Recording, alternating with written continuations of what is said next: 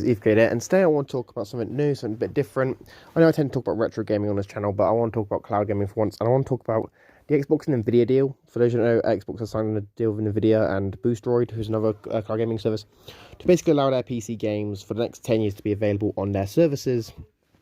And basically, I want to talk about why I feel like these deals will be long term and won't just end after 10 years. Now, for those who don't know, Geforce Now and Boostroid are these cloud gaming services which let you access your own games in the cloud, at least games that are opted in. It's an opt-in system where basically you've got to decide whether or not you would allow Nividia and Boostroid and whatnot to allow consumers to stream those games. Now, for those who don't know, Nividia is obviously one of the biggest cloud gaming services is out there. Nividia is obviously huge, right there with Microsoft and Boostroid. They're the three biggest ones from my understanding. And Microsoft basically said that they were going to provide their PC library to Nividia and Boostroid long term for 10 years, or for 10-year contracts. Now, for those who don't know, after 10 years, you can question, as obviously Microsoft doesn't have to do it. But here's why I feel like they need to. First of all, if they don't, then the Activision Blizzard deal may have issues after 10 years, because they would then obviously be pulling games from competing cloud gaming services, which obviously cloud gaming is expected to grow over the next few years. So I feel like this could be a huge negative for Microsoft to actually pull the games from Nvidia and whatnot, because it would make them look bad.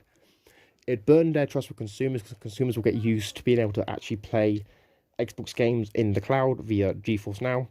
Likewise, Microsoft is working with Nvidia to bring Microsoft Windows support and PC Game Pass support to their cloud gaming offering, which is pretty impressive.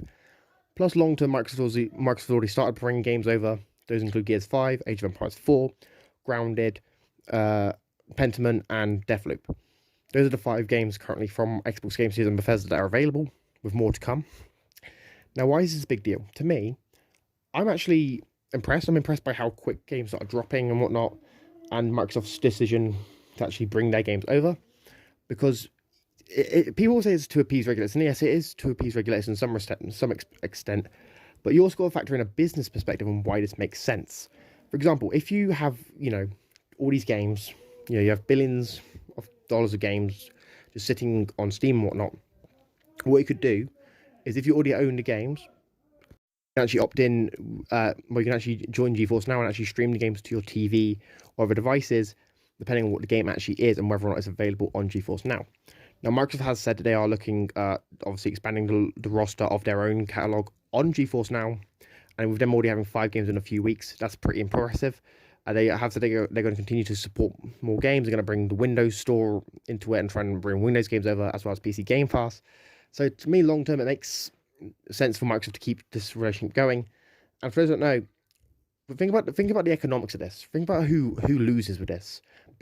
Because say you buy Gears of War 5 on Steam for, I don't know how much it is, like $50.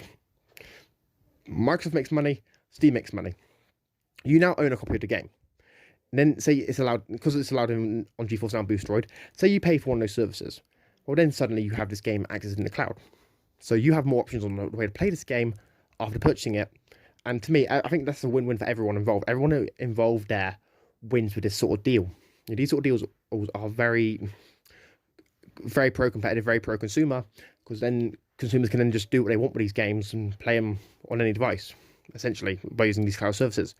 Now, long-term, Microsoft will probably keep this going, because obviously, think about all the PR hits they would take if they took games off GeForce Now, both with regulators and with consumers, and they clearly want to build trust and faith in them as a brand, and the fact that gaming is for everybody. So to me, it makes no logical sense to remove these games from competing services after the 10-year contract ends. But anyway, guys, let me know your thoughts about this in the comments down below. Do you agree? Do you disagree? I've been ETH. Make sure you like, share, subscribe, comment, turn notifications, and I'll see you next one. Peace.